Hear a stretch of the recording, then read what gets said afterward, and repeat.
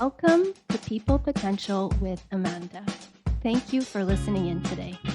I'm your host, Amanda Flasing, and I'll be bringing on various experts to discuss empowering individuals and organizations to achieve their full potential. Welcome to today's episode of People Potential with Amanda. My guest is Geraldine or Jerry Canty. She's the co-founder of Predictive Potential and is also certified PMP, CSM, and is an ICF coach. Welcome, Jerry, and thanks for joining me. Thank you, Amanda. Thank you for inviting me. How are you today? I'm doing pretty well. Spring is sprung, as we were saying, and the sun is shining, so can't complain. How about you? The same. I love this time of the year. There's nothing like spring. The tree, the birds. I love when I meditate in the morning. I love listening to the birds. It is. I have a few birds that join me right outside my window once in a while throughout the day, and it really is nice. I have a little red cardinal that comes once in a while. Oh, I love the cardinals, yes, and the blue jays we have here, and the chipmunks. Don't forget the chipmunks and the squirrels. And we have a Yorkie, Yep. and he loves following the squirrels. And if he Yeah. goes out and the squirrel is around, the squirrel will go up the tree, and then Sammy's at the bottom dancing around and backing for 5 minutes or so. Always fun. Yes. So Jerry, let's dive into things. Let's start with a bit about you. So what was your professional journey that led you to coaching and the unique project management and agile-focused experience that you bring to your clients? Okay, so let me start. I began as a project management coach, my career. And I was working at AOL when AOL was really successful. I was in the e-commerce department. We were making lots of money. And while I was there, I remember one Christmas, I was stressed. It was long hours, and we had a major deadline. And we were working with some of the biggest shopping stores, Target and Best Buy and those. So there was a lot at stake. So my sister-in-law said to me, who was a Success Finder practitioner, she said, Jerry, why don't you take this assessment and see what it says about what will be your best job match, career match? So I said, sure. So I did the assessment, and the assessment, to my surprise, actually, said I should be in the behavioral sciences. Nothing, to do with project management. Behavioral sciences, and that I had the potential to be a VP of talent management. So at that time, it wasn't easy to make a transition over into a career in HR. Much easier today. But back then it wasn't. So I said, forget that. I'm not doing this. I'd have to go back to school. And who's going to want to hire somebody who was a project manager? So fast forward, founded the company. And then in 2018, I decided to get certified in Success Finder. And I did the assessment again. And lo and behold, behavioral sciences, VP of talent management once again. So I suppose I listened this time. So I wish I had listened the first time. So then I went and I got my ICF certification. I studied the neuroscience of change with a great company in the Netherlands called Coaches Rising. And that got me coaching. So I was able to start coaching. I'm doing career coaching. And also I'm able to combine my coaching because I understand the behaviors from my Success Finder, and I'm able to understand the context and what it is that happens to a project manager every day on the ground and the PMO directors. Yeah, absolutely. So you can really have that experience where you can relate to your coachees. And I guess that helped develop your specific focus with the project managers that you work with, and then going into Agile? And then how has behavioral science in general and your coaching certifications, how has it helped your career as a coach? And what knowledge did you gain from these types of insights to help build your practice and help build your company Predictive Potential? So it's made me a better, a more effective coach. Absolutely. I learned from ICF, the program I did through Rutgers University, taught me how to ask powerful questions. I learned the coactive coaching techniques. And then marrying that with understanding behaviors of people. So if somebody comes to me, a leadership person in an organization, and they come to me and they say, my company says, I'm not really very decisive. And of course, we need decisions made today much faster than we ever did before. So when they say they're not decisive, my success finder hat goes on. And I think, okay, so for decisiveness, this person needs to have power as a trait, strengthen that. The same with assertion and decisiveness. So I asked them to do the assessment. That's my first step. So I have 120 points of data, essentially, that I can trust and I look at. And then with my powerful questions, I can get right to the heart of the matter because I trust the information I have. I trust the data I have. And I can connect with the person better. And I can lead them then. I have coaching tips that I will use, and I will provide them with, this is what it looks like when you're more assertive, powerful, when you're more decisive in making decisions, and helping my clients lean into it. And what about, let's jump into the agile transformation. I know you have several clients, in the midst of an agile transformation, operating with agile methodologies, in the project management space. So how do you help them with behavioral insights to increase their agility and performance in these types of environments? So I'll go to Success Finder again. I have this report from Success Finder.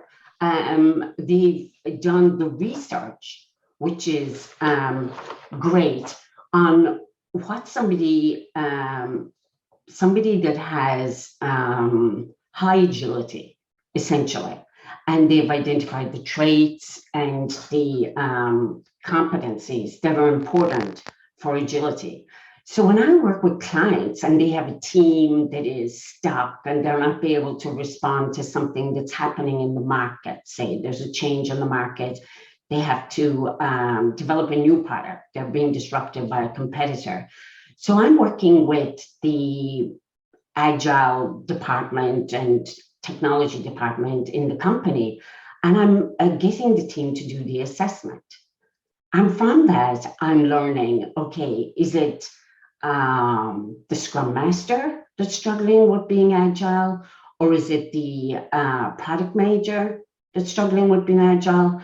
And then, based on my knowledge of the work that they need to do, I can look at the agile traits and I can teach them, here is what it looks like in your day-to-day when you have this trait, like flexibility is absolutely important when you're managing an agile project. Theoretical reasoning. So I talk to them about this and I tell them, these are the things you need to lean into. And when they have the specifics, I mean, it empowers them. I can do something about it. I may not struggle anymore. And of course, the organization, they're going to get their products to market much faster. Absolutely. I can even use that example for myself. You don't have to be high on everything, but so I'm high on theoretical reasoning, but I'm actually low on flexibility. So if I want to be more agile, then I can look at the coaching tips for flexibility and perhaps, assess a few other options that are given to me versus just like that one that I would really like to go with that I think is right, but let's test a few things out. And we're lucky in marketing and digital marketing, we can really A/B test. We can test so many different things. So it's much easier to lean into that area of development and try and be more flexible and open to different ideas. So maybe I'm very high on innovation, but conversely low on flexibility. So it's an interesting dynamic. And the more you know about yourself, then the more you can work on that. And use the tools at your service. So A/B testing is definitely my friend. Absolutely. I agree with you. And the other thing is people on your team.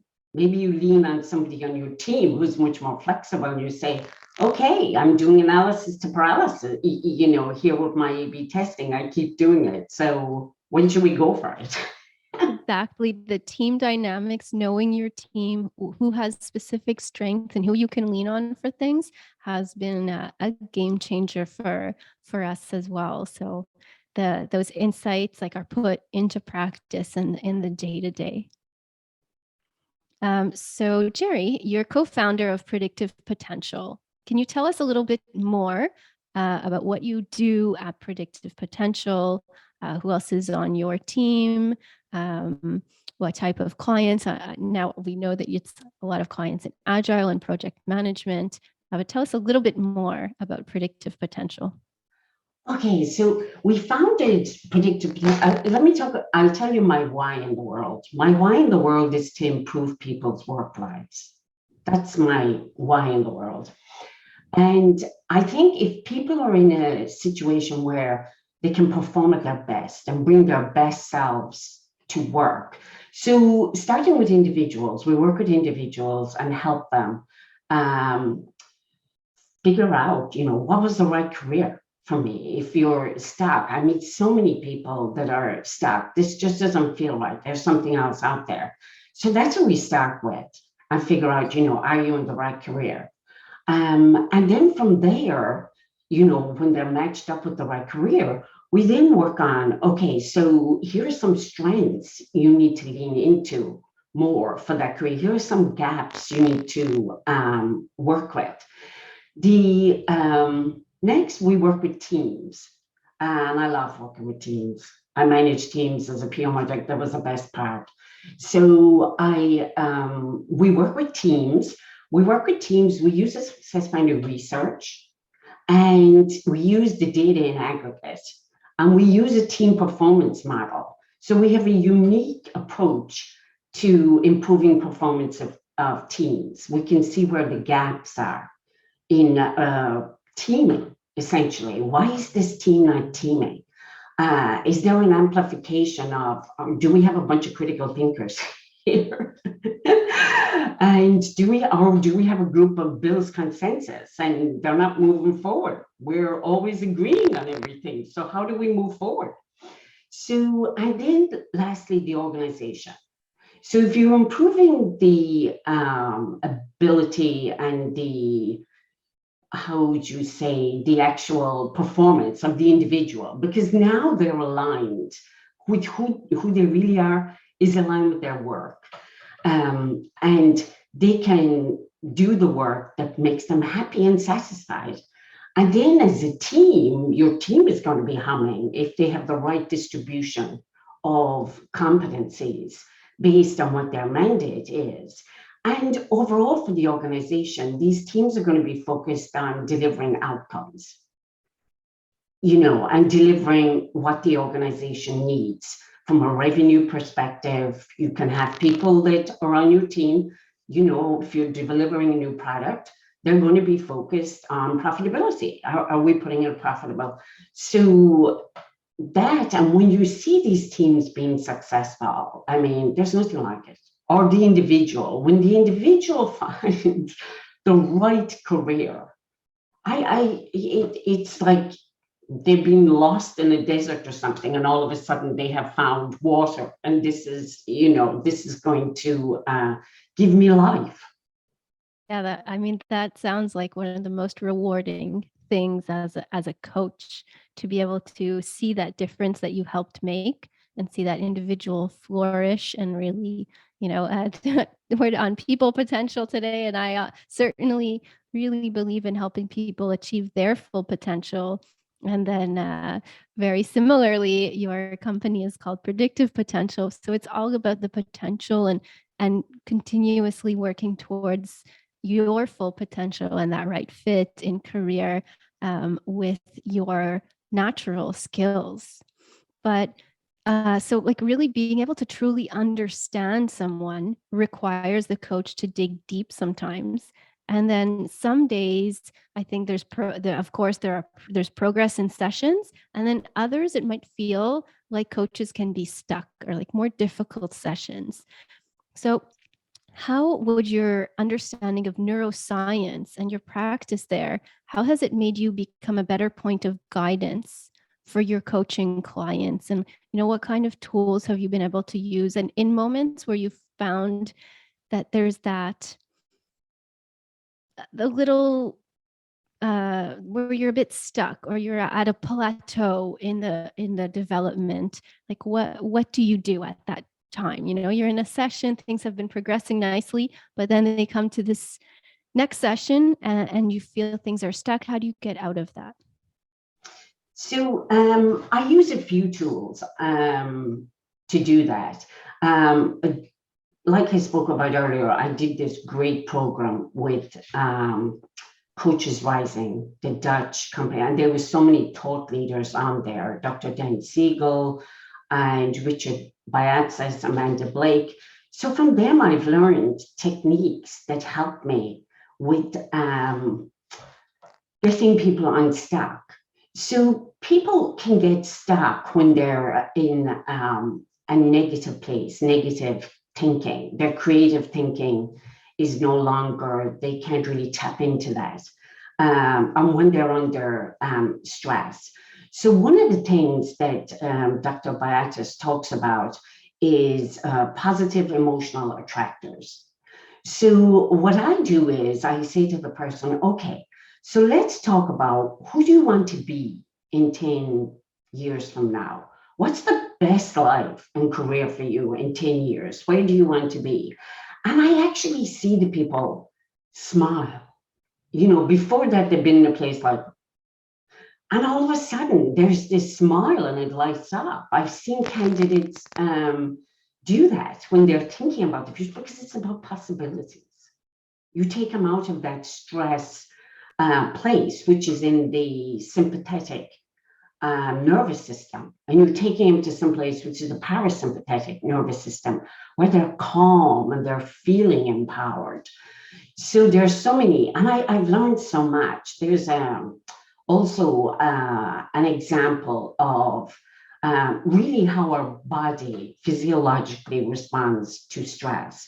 So, for example, if somebody's under stress, when you're not under stress, your peripheral vision is about 180, okay, 120, 180.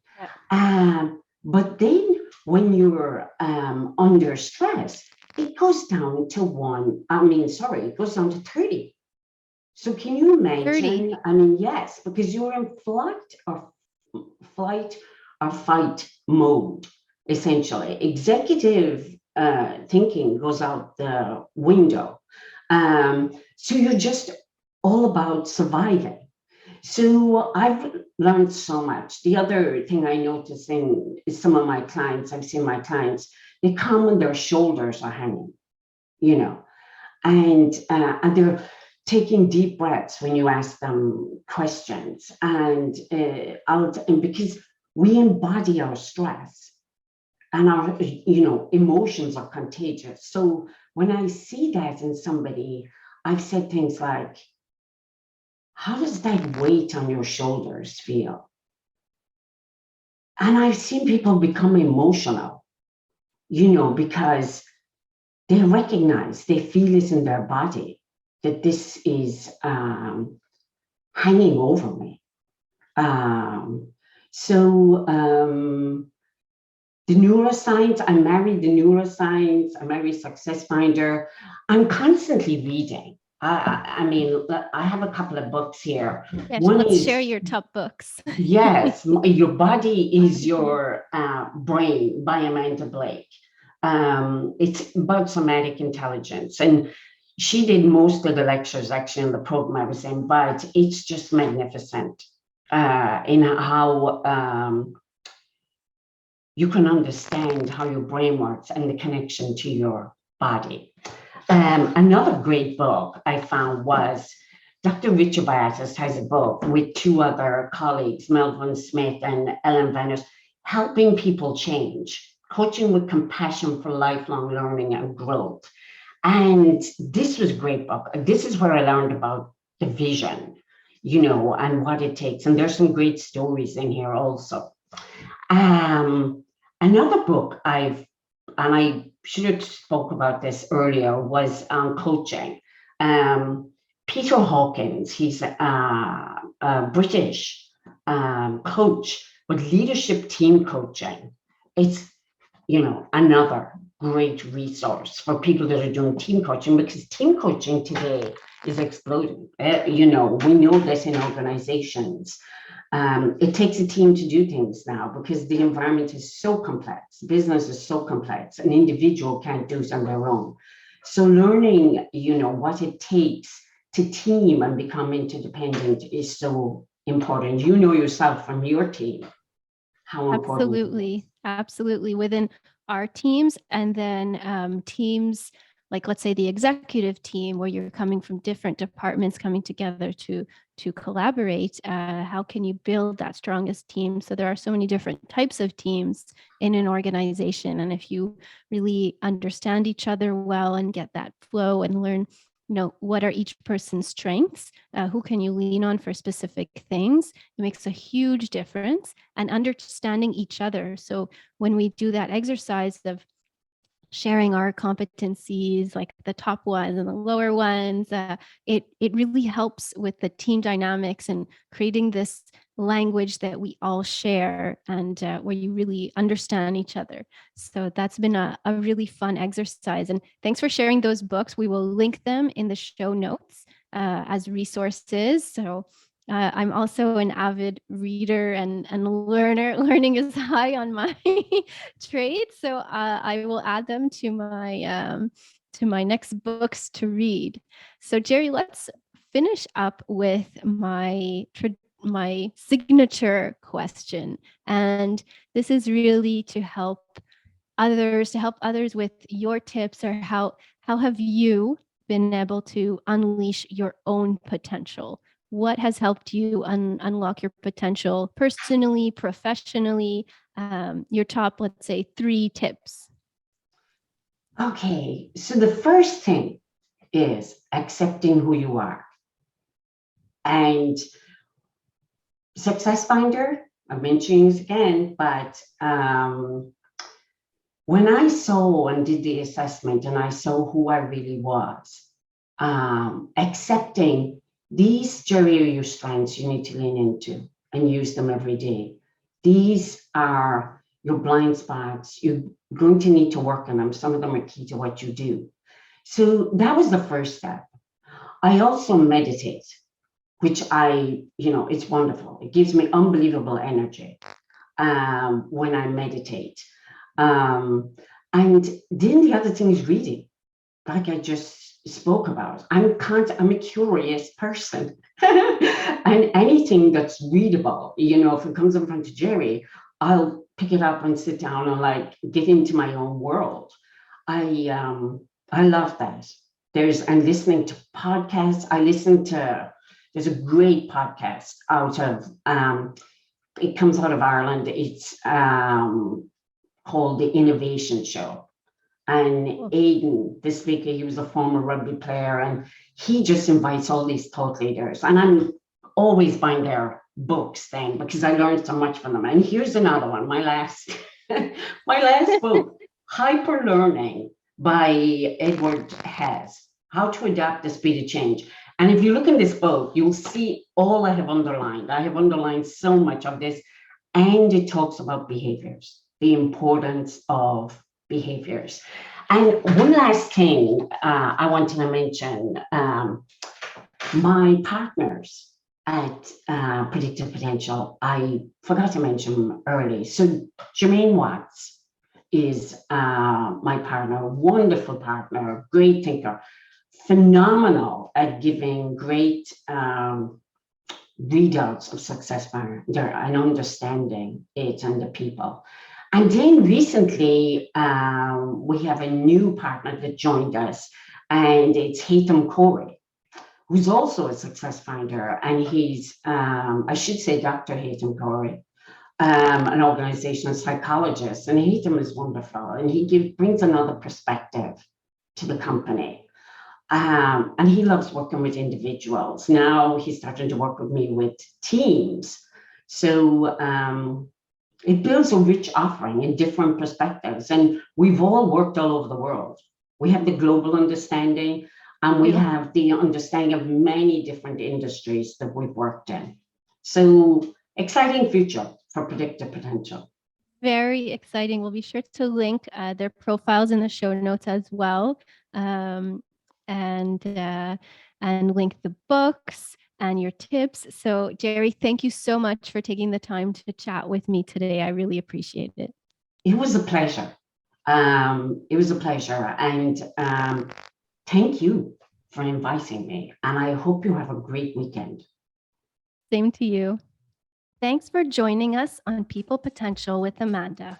I appreciate each and every single listen and view. If you've enjoyed this content, it would really mean the world if you could leave us a 5-star review. This will make a huge impact in increasing the visibility of this podcast, on top of brightening the day of a few people here at Success Finder who work really hard behind the scenes to make this all happen. We're continuously working on new episodes, so be sure to hit the subscribe button so you won't miss a thing. Until next time, stay curious.